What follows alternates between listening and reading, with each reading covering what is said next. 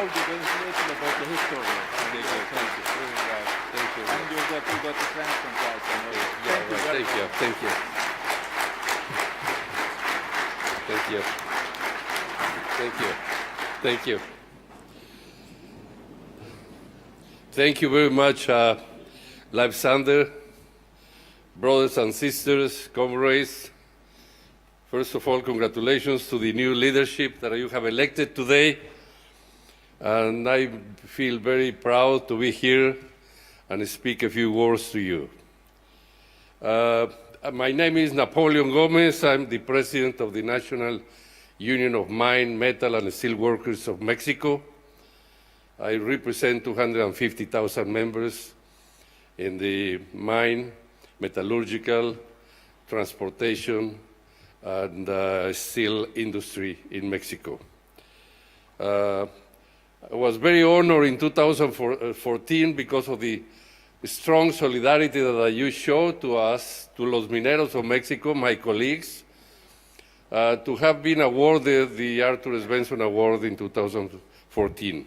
I'm very proud of that, and all my colleagues were really very happy because of this decision that you take, and my wife Oralia came to receive the award because at that time I couldn't travel outside of Canada, where I have been living for the past 11 years on exile as a result of a political persecution from the Mexican government.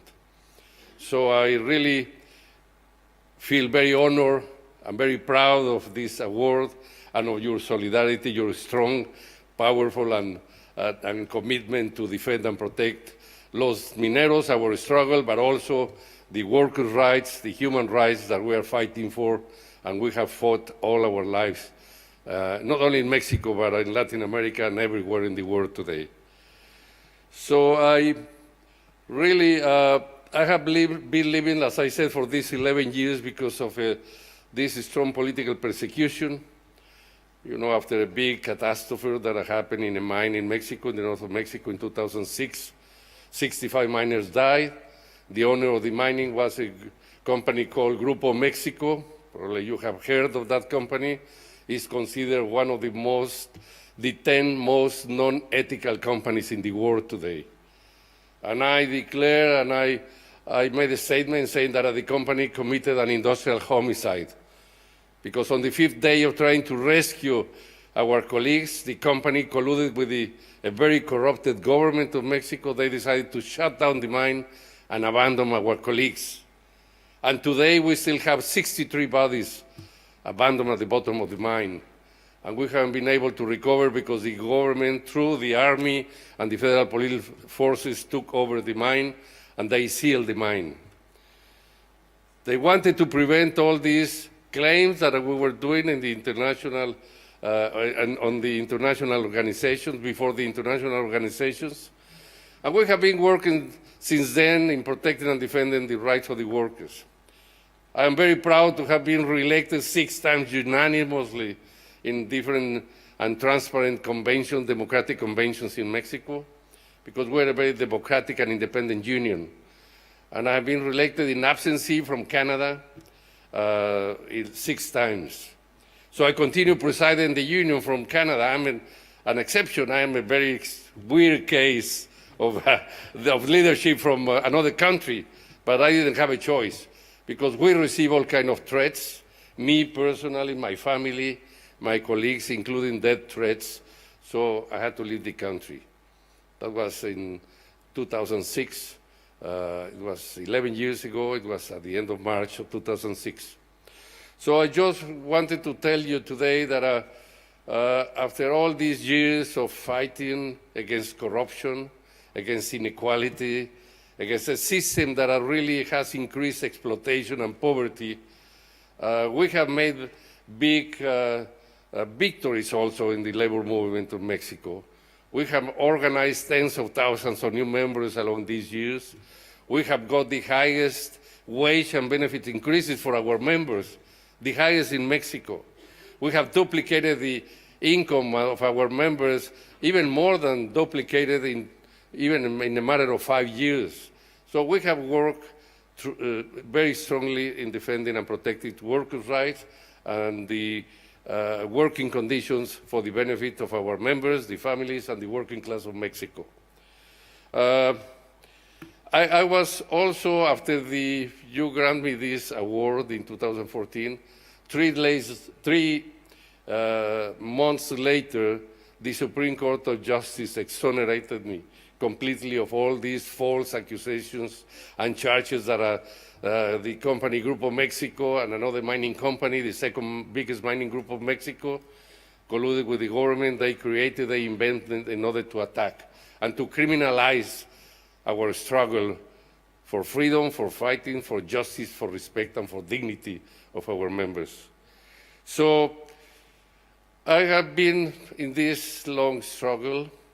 We have got a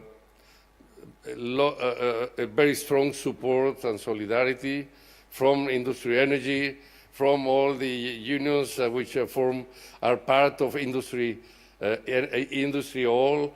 I'm a member of the Executive Committee on the international level, from the United Steelworkers, from Unite and Workers Uniting, and many other organizations, and democratic and free organizations from Latin America. So I wrote a book in 2014, which is called Collapse of Dignity. I'm very proud of having this book became a New York Times bestseller, and it's a real story of this tragedy and the fight against greed and corruption in Mexico. And I have just written another book.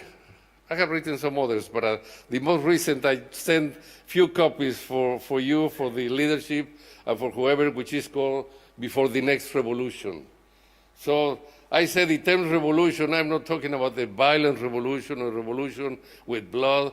I'm taking an educational revolution, a revolution of ideas, of change and transform economic models of exploitation, which are really that we can adapt in Mexico. I'm studying very much the Nordic model for the next book, because I know I want to learn about your experience and what you have done. Because I keep thinking, you know, that Mexico has a big oil industry. If 30 years ago, all these oil resources from exports that we receive, if they had been invested properly in Mexico, in an honest and transparent way, not to promote more corruption and inequality, we would have been really in a different stage of development, and we have really could have gone to a much more equality in our country. Today we face really serious problems of insecurity, corruption, jobs, and all the threats that we are receiving now from Trump and the new government of the United States. I was a few weeks ago in the International Convention of the United Steelworkers. I'm sure that you have heard that Trump is saying that Mexico, that he's going to build a big wall between Mexico and the United States, that we, the Mexicans, are going to pay for that. And I made a joke in the International Convention of the Steelworkers 3 weeks ago. And I said, you know, we came to Las Vegas, where the convention was hosted, with the best intention to pay for the wall. But, thank you. But I said, but unfortunately, last night, we went to the casinos and we lost the money. So we are not going to pay for the wall.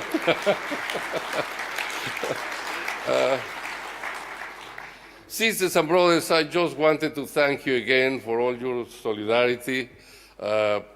Really, it has been so important. We have to make many changes in Mexico.